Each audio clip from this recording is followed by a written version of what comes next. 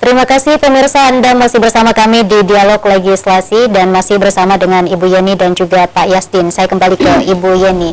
Ibu Yeni, selain karena tadi Ibu menurut catatan saya ada kualitas pendidikan, ini karena pemerataan kualitas pendidikan di Makassar khususnya masih perlu diperbaiki. Kemudian apalagi Bu catatan-catatan yang perlu dievaluasi untuk PPDB selanjutnya? Ya, tentang PPDB ini harusnya kita mulai dari awal ya.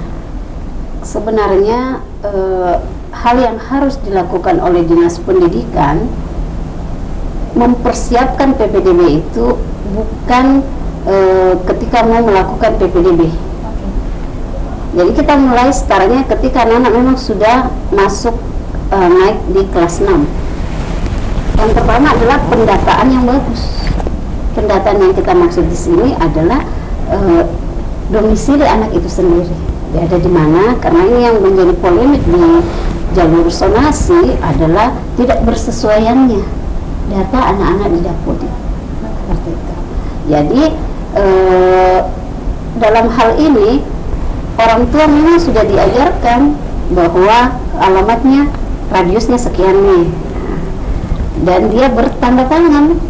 Dia bertanda tangan ketika dia sudah interaksi dengan operator bahwa memang titik koordinat rumahnya itu di sini. Jadi dari awal memang dipersiapkan.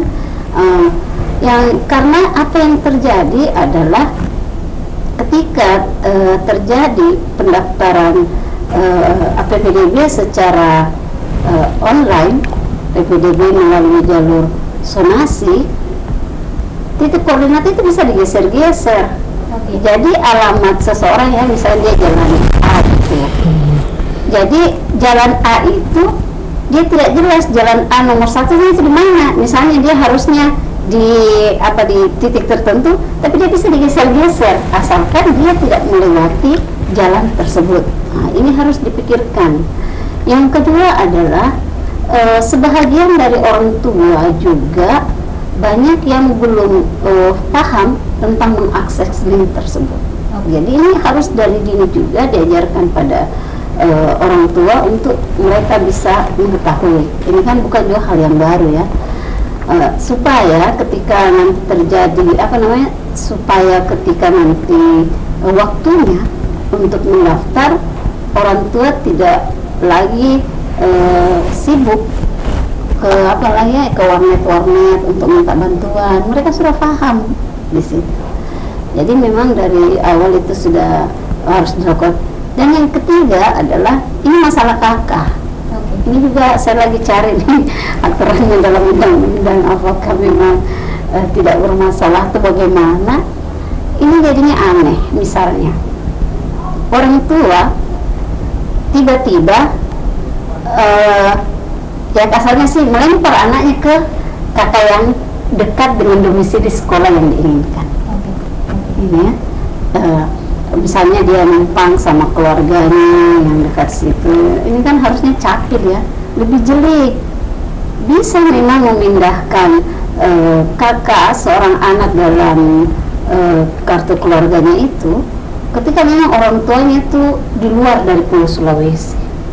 Dan yang lebih miris lagi adalah misalnya dia satu kecamatan atau pindah sebelah kecamatan, terus ibunya di kecamatan A, anaknya di kecamatan B. Ini ada apa? Jadi dari awalnya harusnya jeli seperti itu, tidak dengan memudahkan ketika jalur zonasi dia memperlihatkan kakak yang setahun itu diakui. Ini masih bisa juga untuk melakukan hal-hal yang menurut saya kurang pantas lah seperti itu. Oke, jadi menurut Ibu Yeni dengan persiapan lebih awal ini bisa mengalami masalah-masalah ya Bu ya. Simulasi juga kemarin saya menganggap bahwa Disdik itu lengah di simulasi. Bayangkan kemarin waktu kami turun pada saat evaluasi di salah satu sekolah negeri ya, itu sudah dianggap unggulan. Pendaftaran simulasinya itu nggak sampai 30 orang. Jadi akhirnya kan pada saat PPDB juga kita bisa melihat hasilnya. Oke, saya kembali ke Pak Yasdin. Pak Yasdin, kemudian dari sisi apa saja yang perlu dibenahi untuk PPDB ini? Saya pikir kalau berbicara PPDB ini kita harusnya berbicara sistem. Dia tidak bisa dibicarakan hanya pada parsial tertentu. Tadi ada yang coba kita urai bahwa selama ini kalau perencanaan terhadap sesuatu itu tidak ada sama sekali, itu sama halnya merencanakan kegagalannya sendiri.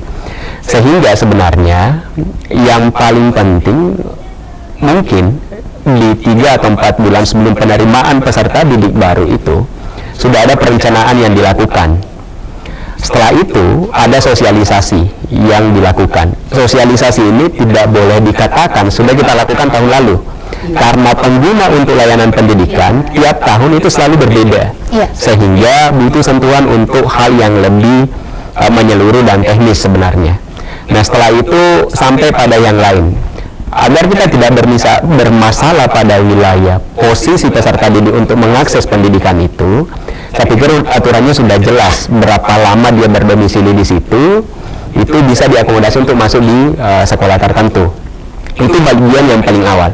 Cuma selama ini lagi-lagi harapannya kita sebenarnya kita tidak begitu reaktif kalau berbicara sistem. Dia seharusnya utuh kita laksanakan, membulat, tidak hanya parsial-parsial tertentu. Ketika misalnya jelang pengumuman akan dilakukan penerimaan peserta didik baru kita menyuarakan yang lebih besar. Padahal ada yang lebih awal yang mesti kita gawangi.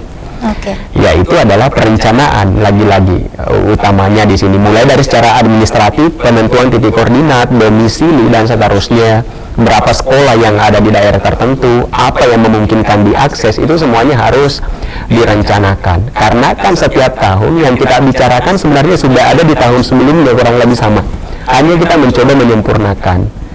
Itu kira-kira yang harus dilakukan. Jadi sekali lagi ini adalah soal sistem, baik yang mau diterima maupun yang akan menerima, sehingga PPDB yang kita harus selalu bicarakan berkeadilan untuk semua.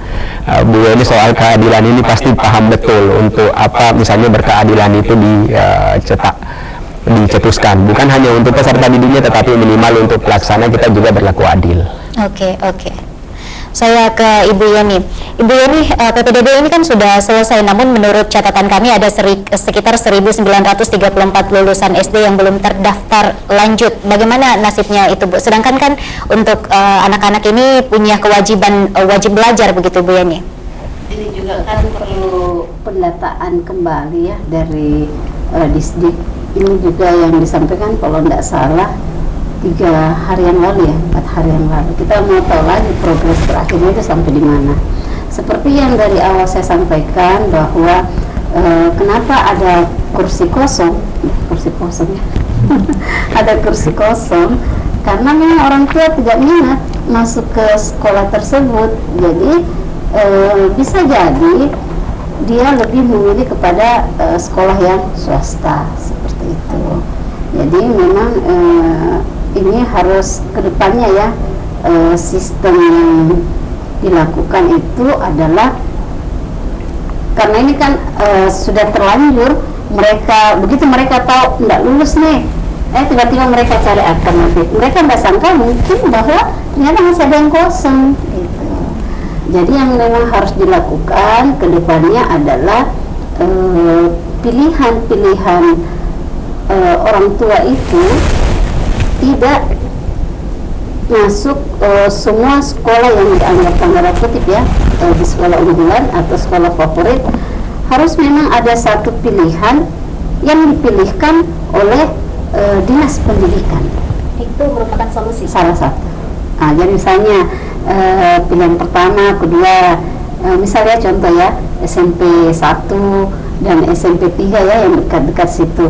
Nanti di pilihan ketiganya itu ditentukan nanti oleh dan lain-lain ini nanti yang diatur oleh pemerintah, sehingga pada saat diumumkan memang akan kelihatan bahwa dia lulus gitu. Yang ini ya, yang sekolah-sekolah yang tidak penuh tadi itu dia masuk di dalam kategori ini. Sebenarnya sih masukan dari ada dia kepala sekolah seperti itu. Dia ya mungkin ini juga salah satu menarik untuk kita pertimbangkan, karena yang terjadi sekarang misalnya untuk daerah saya ya, Mama Rita, yang memang anaknya tuh dari SMP 29, 1, dan 3. Nah, begitu mereka pilihan pertamanya SMP 1 ya, misalnya dia tidak lulus, tiba-tiba dia hilang juga di 29. Jadi tidak ada yang lain. Sementara 3 ini menurut masyarakat, ini sekolah yang banyak orang tua minati. Jadi harusnya tidak ada 3 ini 2 saja, satunya hilang gitu. Jadi pindah di zona yang lainnya, sehingga terdistribusi dengan baik. Sekolah-sekolah yang kurang diminati itu dia juga akan mendapatkan kuota. Namun memang kembali lagi menjadi tugas pemerintah kota adalah memperbaiki semua kualitas yang ada di sekolah. Oke, jadi sebelum memperbaiki kualitas sekolah tadi, salah satu solusinya adalah dengan ada pilihan pemerintah gitu, Bu Yeni ya. Dan itu menurut Bu Yeni, ini sebenarnya sih harus dari sekarang ya, supaya kalau pemerataan kualitas hampir di semua sekolah itu sama, saya pikir orang tua nantinya juga akan nyaman. Ini kan orang tua ini mencari nyaman dan aman buat anak-anak. Jadi ketika 2 hal itu mereka sudah yakin, ya mereka sudah tidak pilih-pilih lagi, tanda kutip ya. Jadi misalnya anaknya di pilihan pertama tidak lulus, ternyata lulus pilihan ketiga, ya tidak apa-apa lah. Maksudnya ada alternatif lain. Tapi kalau tidak meyakinkan, ya orang tua pastinya akan cari alternatif yang lain-lain. Itu salah satu solusi untuk mengurangi jumlah kursi yang kosong gitu, Bu. Saya ke pengamat pendidikan, bagaimana pandangan Pak Yasdin terkait dengan jumlah kursi yang ada sekitar 1.900-an kursi yang masih kosong untuk SD ini? Nanti akan dijawab Pak Yasdin setelah pesan-pesan berikut ini. Tetap bersama kami di Legislasi.